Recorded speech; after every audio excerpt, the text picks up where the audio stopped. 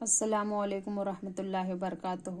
آداب زندگی، اس کتاب سے ہم سونے اور جاگنے کے آداب، اس موضوع پہ اپنی گفتگو جاری رکھتے ہوئے اس کا آغاز کرتے ہیں۔ بسم اللہ الرحمن الرحیم۔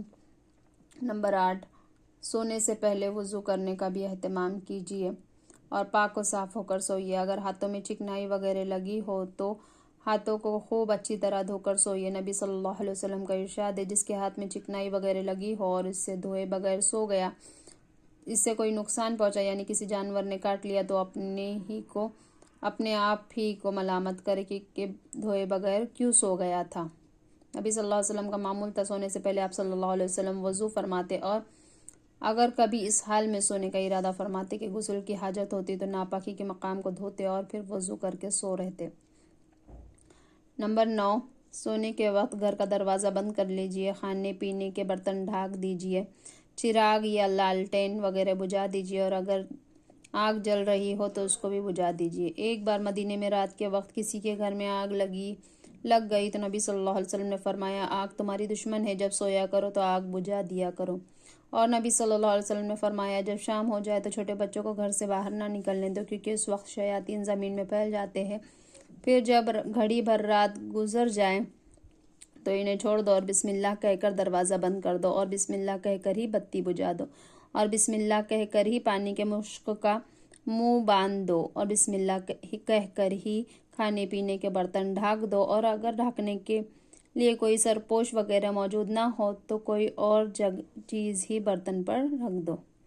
نمبر 10، سوتے وقت بستر اور بستر کے قریب یہ چیز ضرور رکھ لیجئے: پانی، پینے کا پانی اور گلاس، لوٹا، لاٹھی، روشنی کے لیے ماچس یا ٹارچ، مسواک، تولیہ وغیرہ، اور اگر آپ کہیں مہمان ہو تو گھر والوں سے بیت الخلاء وغیرہ ضرور معلوم کر لیجئے، ہو سکتا ہے رات میں کسی وقت ضرورت پیش آ جائے اور زحمت ہو۔ نبی صلی اللہ علیہ وسلم جب آرام فرماتے تو آپ کے سرہانے یہ 7 چیزیں رکھی رہتی۔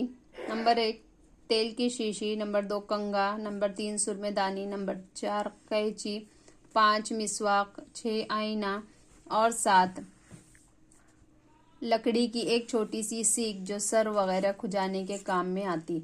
نمبر 11، سوتے وقت اپنے جوتے اور کپڑے وغیرہ پاس ہی رکھیے کہ جب سو کر اٹھے تو تلاش نہ کرنے پڑے، اور اٹھتے ہی جوتے میں پیر نہ ڈالیے۔ اسی طرح کپڑے بھی بغیر جھاڑے نہ پہنیے، پہلے جھاڑ لیجئے، ہو سکتا ہے جوتے یا کپڑے میں کوئی موذی جانور اور خدا نخواستہ وہ آپ کو تکلیف پہنچا دے۔ نمبر 12، سونے سے پہلے بستر اچھی طرح جھاڑ لیجئے، اور کبھی سوتے سے کسی ضرورت کے لیے اٹھے اور پھر آ کر لیٹے تب بھی بستر اچھی طرح جھاڑ لیجئے۔ نبی صلی اللہ علیہ وسلم نے فرمایا، جب کوئی شب میں بستر سے اٹھے اور پھر بستر پر جائے تو اپنی لنگی کے کنارے سے 3 بار اسے جھاڑ دے، اس لیے کہ وہ نہیں جانتا کہ اس کے پیچھے بستر پر کیا چیز آ گئی ہے۔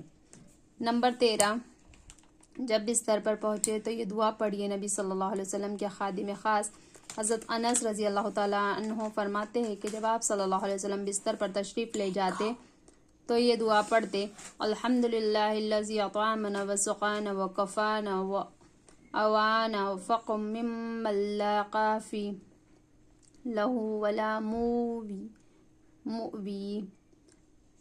ترجمہ: شکر و تعریف اللہ ہی کے لیے ہے جس نے ہمیں کھلایا پلایا، جس نے ہمارے کاموں میں بھرپور مدد فرمائی، اور جس نے ہمیں رہنے بسنے کا ٹھکانہ بخشا۔ کتنے ہی لوگ جن کا نہ کوئی معین و مددگار اور نہ کوئی ٹھکانہ دینے والا۔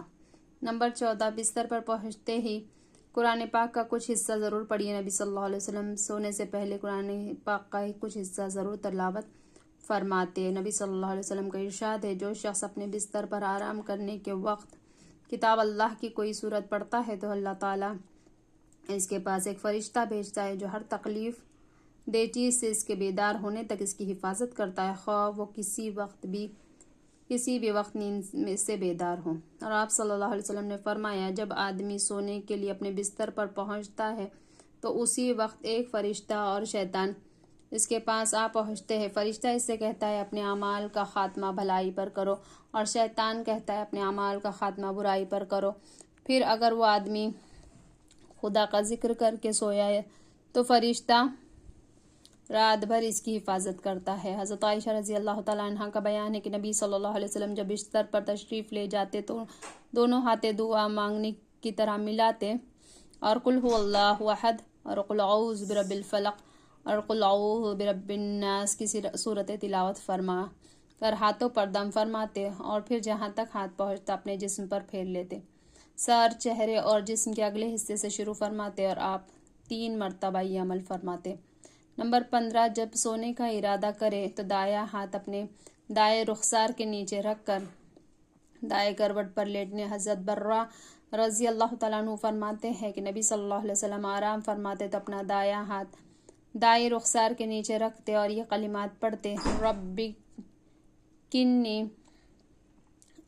کنی عذابک یوم تبعث عبادک۔ ترجمہ، خدایا مجھے اس روز اپنے عذاب سے بچا جس روز تو اپنے بندوں کو اپنے حضور اٹھا کر حاضر کریں گا۔ حسن حسین میں ہے کہ آپ صلی اللہ علیہ وسلم یہ کلمات 3 بار پڑھتے۔ نمبر 16، پٹ لیٹنے اور بائیں کروٹ پر سونے سے پرہیز کیجیے۔ حضرت معیش رضی اللہ تعالیٰ عنہ کے والد طلفۃ الغفاری رضی اللہ تعالیٰ عنہ فرماتے ہیں کہ میں مسجد میں پیٹ کے بل لیٹا ہوا تھا، کسی صاحب نے مجھے اپنے پاؤں سے ہلایا اور کہا اس طرح لیٹنے کو خدا ناپسند فرماتا ہے۔ اب جو میں نے دیکھا کہ نبی صلی اللہ علیہ وسلم تھے۔ سونے کے لیے ایسی جگہ کا انتخاب کیجیے جہاں تازہ ہوا پہنچتی ہے۔ ایسے بند کمروں میں سونے سے پرہیز کیجیے جہاں تازہ ہوا کا گزر نہ ہو۔ نمبر 18، منہ لپیٹ کر نہ سوئے، اس طرح سونے سے صحت پر برا اثر ہوتا ہے۔ چہرہ کھول کر سونے کی عادت ڈالیے تاکہ آپ کو تازہ ہوا ملتی رہے۔